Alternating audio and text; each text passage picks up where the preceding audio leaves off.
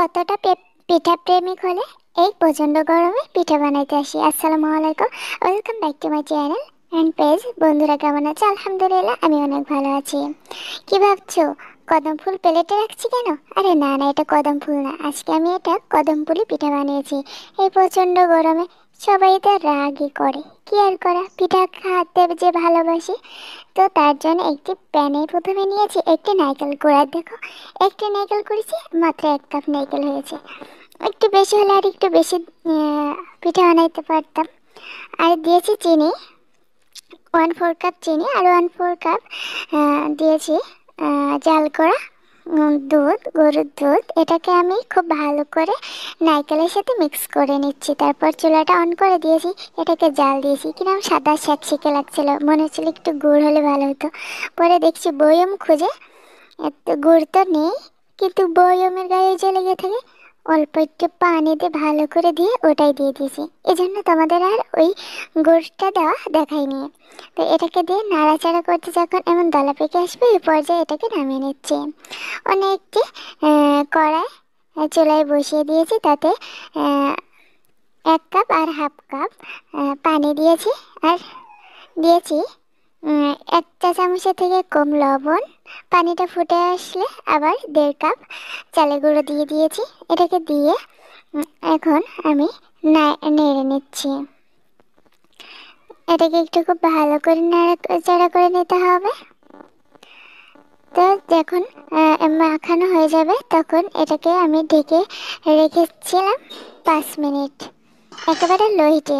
তো 5 মিনিট পরে ফিরে আসলাম, এটাকে আমি একটি প্লেটে রেখে দিচ্ছি। এখন ঠান্ডা হওয়ার জন্য অপেক্ষা করছি। অবশ্য গরম অবস্থায় হাত দিতে যাবেন না, তাহলে কিন্তু হাতে ছেঁকা লাগতে পারে। তো এটাকে ঠান্ডা করে ভালো করে মথে নিয়েছি, আর এই দেখো এমন স্মুথ করে লাড্ডু বানিয়ে নিয়েছি। কি ভাবছি এগুলো রসগোল্লা? একদমই না, এগুলো কিন্তু আটার ডো। তাহলে ভাবো কতটা সময় আর কতটা সুন্দরভাবে এই ডোটা আমি তৈরি করেছি। তো এটাকে এখন আমি এই যে হাত দিয়ে চেপে চেপে পাতলা করে একটা বাটি তৈরি করে নিতে হবে, ঠিক যেমন লুচি বানানো হয়। সরি, লুচি না, পুরি। তো আমি এরকম চেপে চেপে একটা বাটি তৈরি করে নিলাম। তো দেখো, বাটিটি তৈরি করা হয়ে গেছে। এখন এর ভিতরে আমি নারকেলের পুরটা দিয়ে দিচ্ছি, দিয়ে মুখটাকে চেপে দিচ্ছি। নারকেল আর একটু বেশি থাকলে পুর আর একটু বেশি করে দেবে। আমারটা একটু নারকেল কম হয়ে গিয়েছিল, যেহেতু একটা নারকেল আর কতই বা করা যাবে। আর আমাদের মূল যে উপকরণটা লাগছে সেটা হচ্ছে বাসমতি চাল। এটাকে আমি আধা ঘন্টা কি 1 ঘন্টা মতো ভিজিয়ে রাখছিলাম। আর এই যে সেই ডোটাকে আমি হাত দিয়ে আবারও একটু ঘুরে ঘুরে গোল করে নিয়েছিলাম। আর এই চালটা অবশ্যই ভিজা রাখতে হবে। তারপরে হাত দিয়ে চেপে চেপে ডোর সাথে চালটা লাগিয়ে নিয়েছি। আর এদিকে মোল্ডে আগের থেকে তেল দিয়েছিলাম, আর এদিকে একটি পাত্রে পানি দিয়েছি। পানিটা ফুটে উঠলে মোল্ডটা দিয়ে দিয়েছি। আর এদিকে একটু ফুড কালার দিয়েছি কদম ফুলের লুকটা আনার জন্য।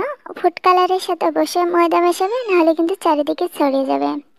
তো আমি এখানে 30 থেকে 40 মিনিট ভাপে দিয়েছিলাম। মাশাআল্লাহ, দেখতেই পাচ্ছেন কতটা সুন্দর ও পারফেক্টভাবে পিঠাগুলো তৈরি হয়ে গিয়েছে। যেহেতু চাল, এই জন্য আমি 40 মিনিট রেখেছিলাম। তো এটাকে আমি এখন তুলে দেখাচ্ছি, কতটা সুন্দর, তাই না? তো যদি আজকের ভিডিওটা তোমাদের কাছে একটু ভালো লাগে, অবশ্যই চ্যানেলটিকে সাবস্ক্রাইব করে দিও। আর পেজ থেকে দেখলে পেজটিকে ফলো করে দিও। লাইক, কমেন্ট, শেয়ার করতে একদম ভুলো না। কি আর করার, এখন এই প্রচণ্ড গরমে আমি পিঠা খাই, আর তোমরা ফ্যানের নিচে বসে আমার চ্যানেলটিকে সাবস্ক্রাইব করে দাও। ধন্যবাদ সবাইকে এতক্ষণ সাথে থাকার জন্য। খোদা হাফেজ।